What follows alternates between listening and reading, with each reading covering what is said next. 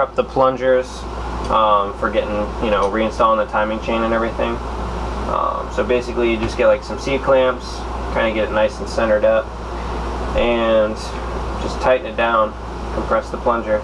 So like I was saying, there's a little bit of differences between the 11 to 14 models, I guess. Oh, god damn it. That's not what I want to happen, because there's like dog hair and shit everywhere. Oh no.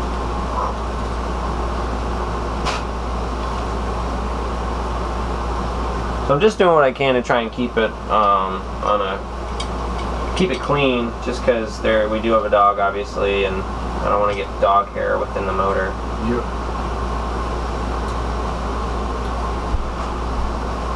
Alright, do like this.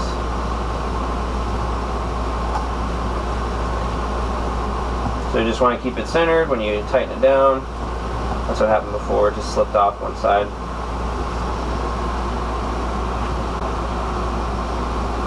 So with this one, I believe, we're going to find out in just a second, it's just going to self-lock once we compress it all the way down. That little pin thing will just kind of latch it into place. Yeah, the best thing I can see... Oh! I think I just figured it out. Yep. Okay, top drawer, there's going to be, what the fuck are those called? The Allen keys, Allen wrenches, that's what I need. So the pin doesn't lock it from compressing when it's all the way up. What it does is keeps it from coming all the way out.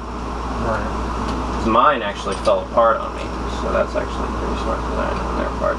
Good job for it. Done diddly did something right. Is it open? No.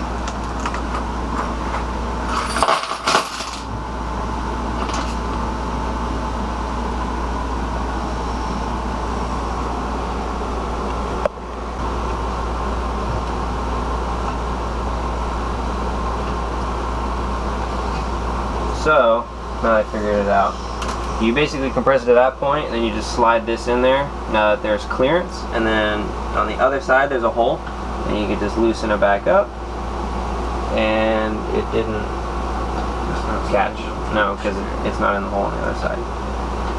That was just a bad lineup.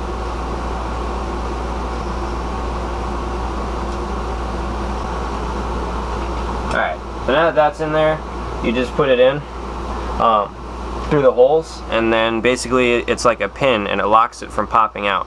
So once you've got everything set up and you're ready to retension the timing chain, you just pull it free, and we'll show you that in a minute here. So alright, so we got the crank sprocket slid back on.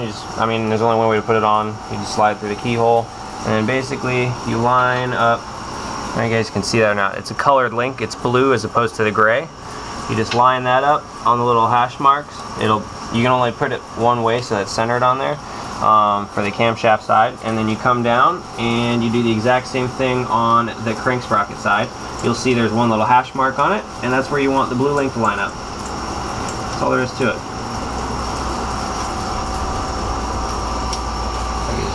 There we go. Alright, so, oh shit, of course.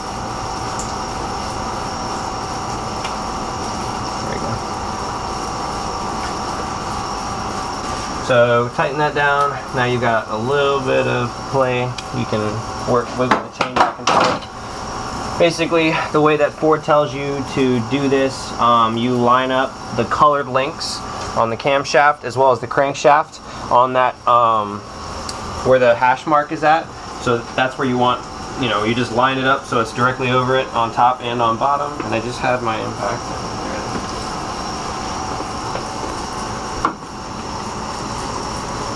I think that's on the spot.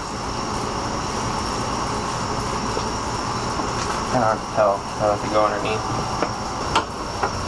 Yeah, it looks like the blue link is lined up with the hash mark. So we're good there. Alright, so now that those hash lines are marked, and I might have to spin it back left a little bit actually, just to get this on there. Yeah, too much tension on the chain. So that's why you spin it to 9 o'clock. It just kind of gives you a little bit more playroom with the chain. Oh fuck, it's loose in the bowl. Whatever.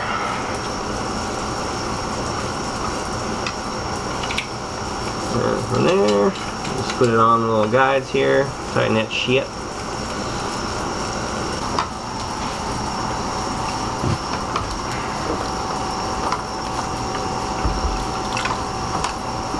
Here you go, sir.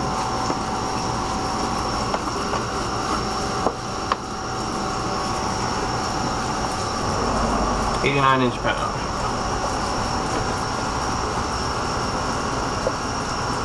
So torque the tensioner bolts. 89" pound. Just like that. Or not tensioner, but that's the chain guide. That one's on. The links are marked. This is already pretty much not gonna move. Oh, that's right, I'll tension the chain just a little bit. Yeah, it started to spin, so that's pretty much know when you want to stop. And then here, you put the plunger back on.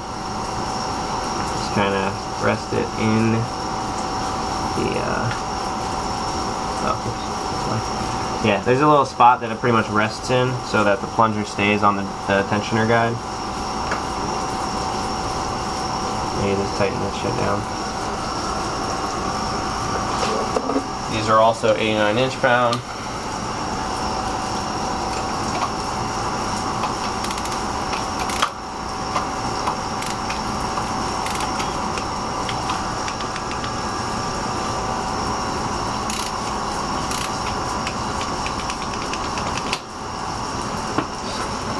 That's nice and tight and torqued down. We make sure that this is in the right spot. That's there, so that won't really go anywhere. This one's good, chain's there. And then we just kind of double check. Yep, link looks good there. So we'll just kind of hold it like this and pin the plunger. So now there is tension on the chain. And then we're just gonna repeat after the other side. So basically, before to do that, once you've got tension, you're gonna bring this one back to 12 o'clock.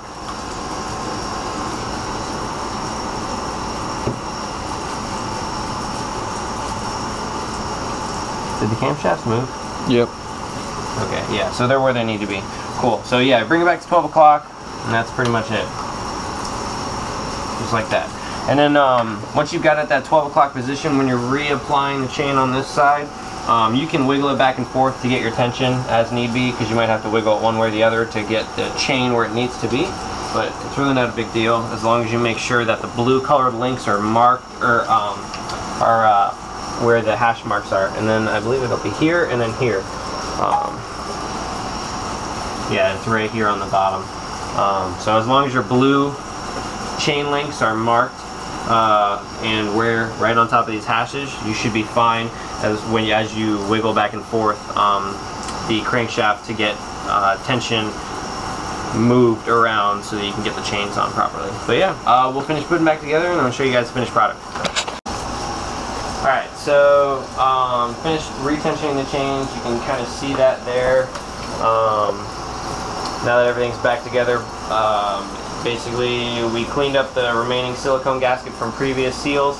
There's like 6 spots you put it up where each side where the head meets the block, as well as where the block meets the oil pan. So 1, 2, 3, 4, 5, 6, and got all the gaskets replaced on here, as well as the main seal. Not absolutely necessary, but definitely recommended. You're in the motor already, so why not? And then yeah, we just basically slide this back on. That's all there is to it, man.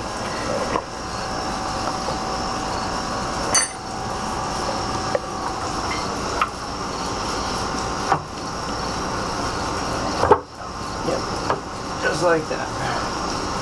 And then I don't think I showed them yet. You want to hold this in place for me? Yep, just like that. I don't think I showed you guys before. But the way to do this and make it easy on yourself, you just draw out the V and then you know where every bolt goes because you've already basically put it in that same spot. So from there, I mean, that way you don't have to guess which one goes where.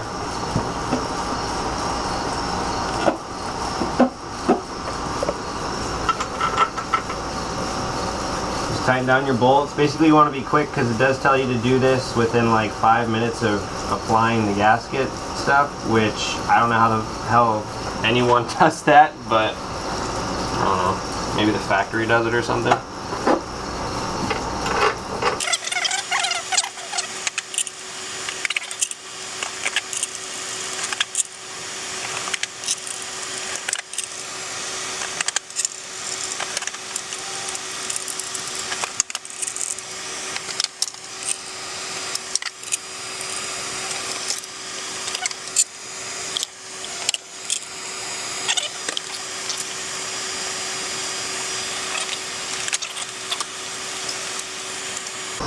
Before you freak out, I'm not tightening them down, I'm just getting them snug.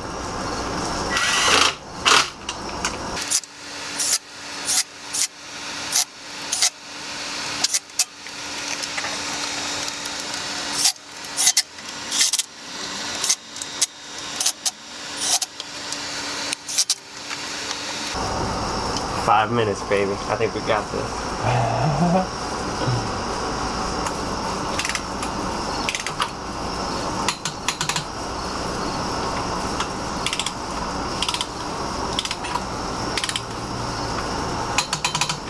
Yeah, the way they want you to do it and torque it, you have to switch between the different sockets sizes too. Oh, and do it all within 5 minutes.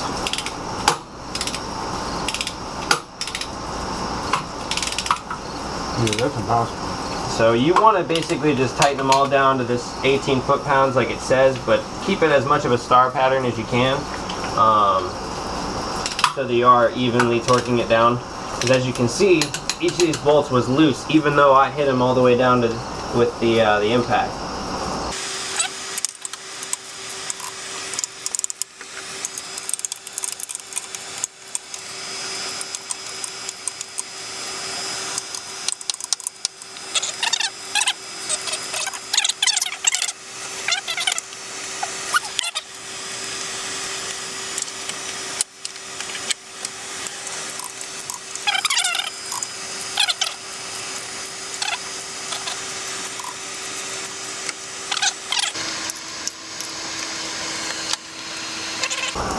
What does that use? Ratcheting 10 wrench?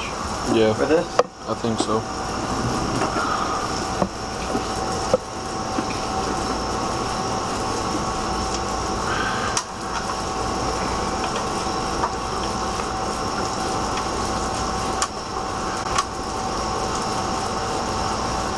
Can you find that for me?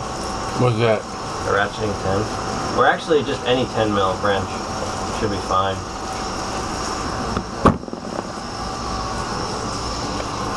So the right hand side, right? Yeah, first stud on the right.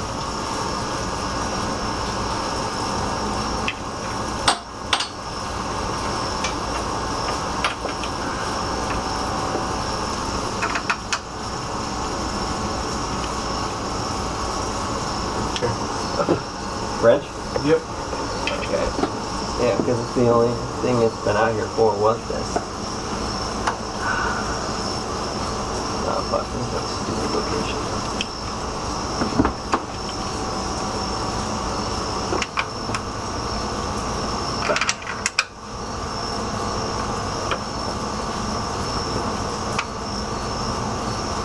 There we go.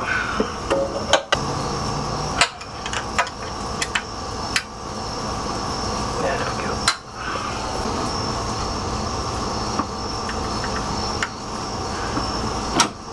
Oh god. That was like right above my face. You thought that was gonna fall straight to your face, didn't you? Yeah. Scared the shit out of me. I ain't trying to have a block split right in half on my ass. Anytime you do nitrous, blower, turbo, it's always a ticking time bomb. It don't matter.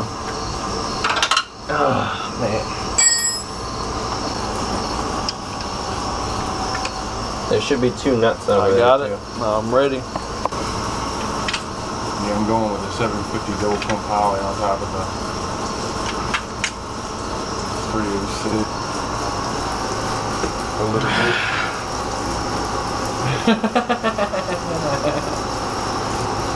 Whew.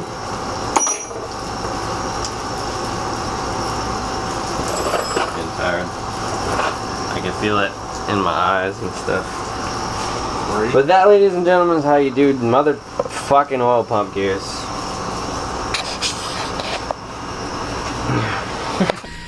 Alright, so basically, quick update on where we're at. We didn't get to do too much today because we had to go look at another car for a friend. But basically, we have the motor, pulleys and everything are all back together. That's nice and torqued down. Is that locked all the way? No, it's not.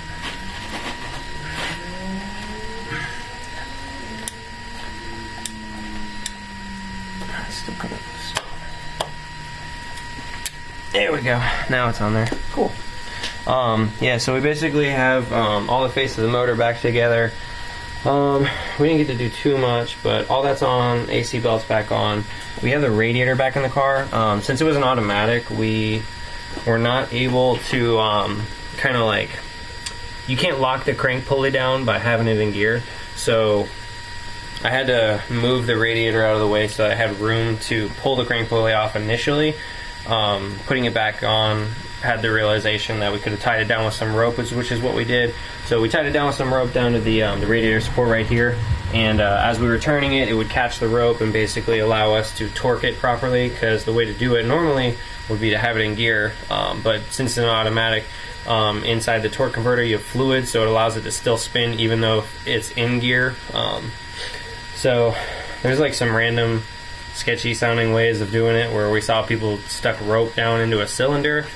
Not really a fan of that way, so like I said, I just did some rope, tied it to the crank pulley and then the radiator support, and that did the trick. So yeah, we basically just kind of finished putting the face of the motor back together, and next steps on the Supercharger are to basically modify the transmission coolant lines as well as all of the regular coolant lines, and then from there we just start bolting the Supercharger up. We've got the manifold all bolted down, that's torqued and everything like that, and spark plugs are in too. So yep, not too much left.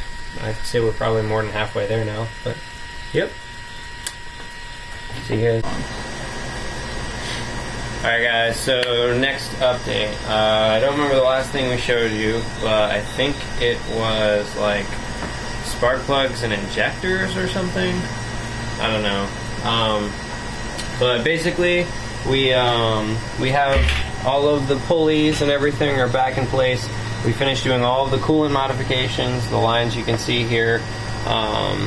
We didn't really need to didn't feel the need to show any of that on video because it's all pretty straightforward. The directions tell you what to do. Coolant tanks in, PCV mod right there is taken care of. And the big thing is the Supercharger head unit is actually all mounted up, ready to go. Like I said, all the pulleys, serpentine belt, that's all loaded up and everything like that. And yeah, we did a little test fit there. Next thing we've got to do is we're just going to mount the intercooler, fan, and all the charge piping. And then basically just add fluids and first start. So, not too much left. We're in the home stretch here. So, we'll show you guys the first start in a couple minutes here.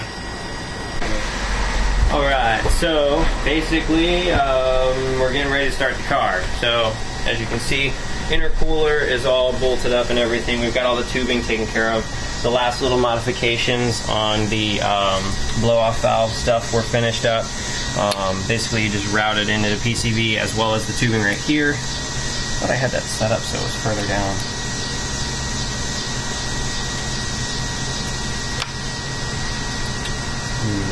Probably zip tie it like right there, actually, just to keep it down so it's not so. Look at me.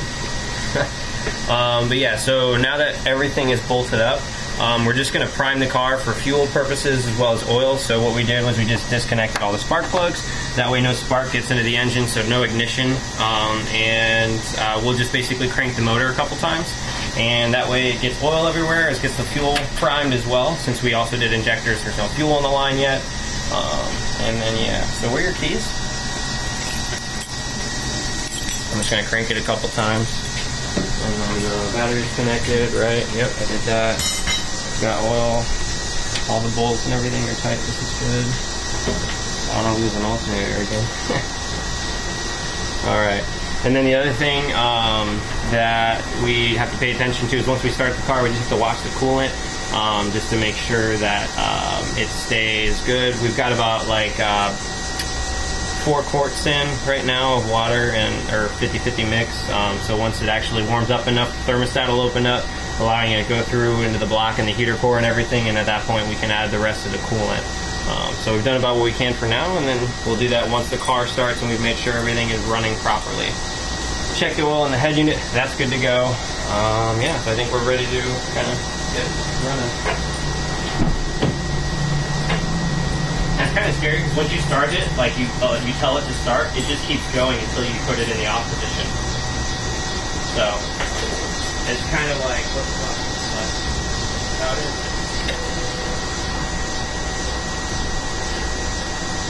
Keys in the off position, trunk jar, and here we go.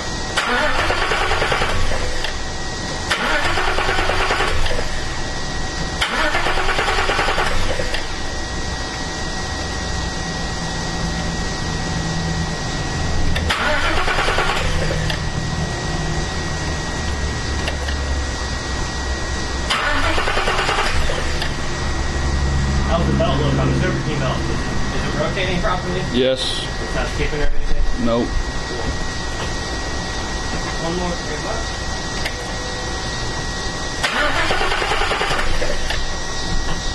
Alright. So that's that. Now that everything's primed, we're just going to reconnect all the spark plugs and make her run. I mean, everything sounded good down there, right? You didn't hear any issues? Like, nothing sounded like it was tapping. Everything should be good for that stuff. There's no really way of knowing that it's actually in time until we start the car and you hear it idle out properly, but it should be fine. I did it based on, you know, Ford stuff, so I don't see any issues that could occur. You know what I should do? I should just clip these on and not do the red block thingy because those are so annoying. Just until we know it's good. Check the coolant, see if anything happened there. Yeah, nothing's good, so it's still halfway. Just lock it because. Okay, moment of truth.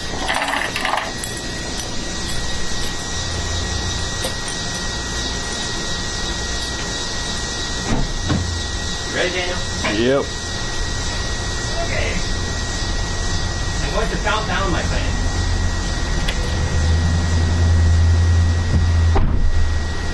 3, 2, 1, blast off!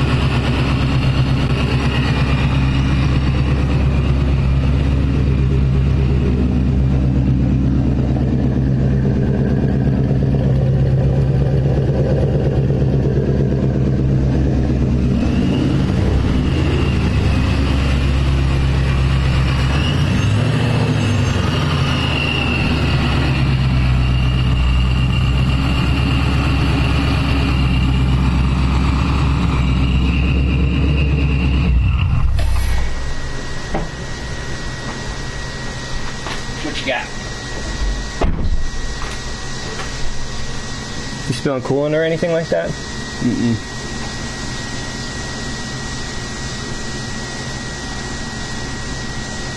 Smells like.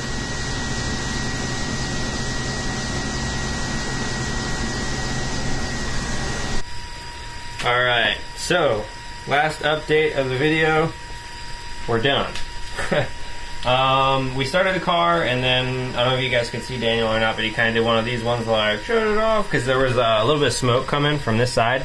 But basically all it was is something had spilled on the exhaust pipes. I mean, when you do all the work that we had to do, most likely it could have been anything. I don't know. But basically it just had to burn off. It really didn't matter.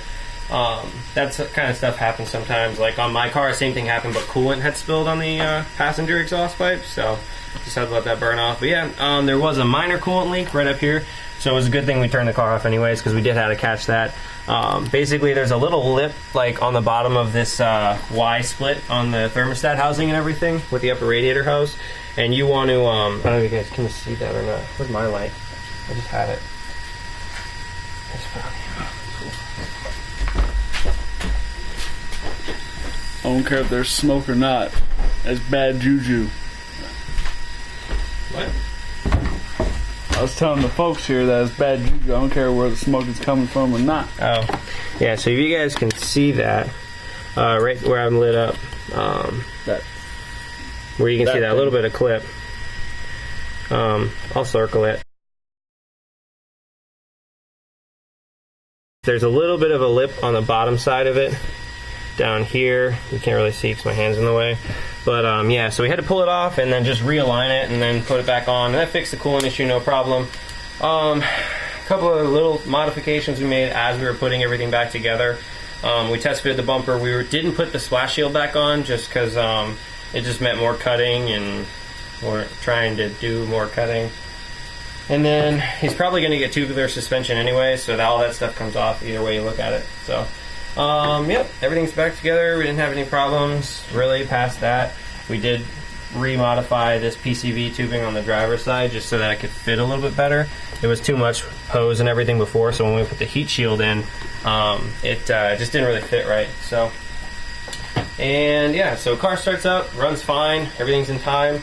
Just one of the things that he's gonna have to look at over time as he drives the car is the coolant. Just check it every so often, because every time you drive these cars, they're like self-purging coolant systems, so they continually purge more air out. So you just want to periodically check it every time you drive it for like the first week or so. So now I'm talking more to you. And then you know, just kind of add more coolant, 50-50 mix as need be. Car's lowered too, so we finished doing the suspension and everything, so now it's got a little bit of a better ride height. Springs are still brand new, so it's still got to settle, and basically the next thing that he's got to worry about is getting an adjustable pan hard bar to bring that axle into center. Other than that, car's good to go. Yeah, hope you guys enjoyed the video. Hopefully it helps clear up a couple things for you. I know we didn't show too much of the work getting done just because there is so much that gets done, but we did try to show a lot of the oil pump gear stuff just because I know that was something that I personally had difficulty finding out about. There's a good write-up on like SVTPerformance.com. I'll put the link to that down below for you guys to see and get a hold of. And maybe, you know, if you decide that you're going to take on this venture, you can reference that in part or in addition to this video when I show you some of the timing chain stuff to kind of help with the install. Because, yeah, you don't want to mess it up like I did on my car. But yeah, thanks for watching, guys. I hope you guys enjoyed the video. If you did, feel free to like, comment, subscribe, whatever. And that's it. And also for all you 2014 GT owners out there, I know there ain't no video about the 14 Paxton kit. All you can see is 11 or 12, but if you get confused on something, you can also watch this video. It has some good highlights to it for the 14 GTs. Never mind. Hey guys, still working on cards here. Oh.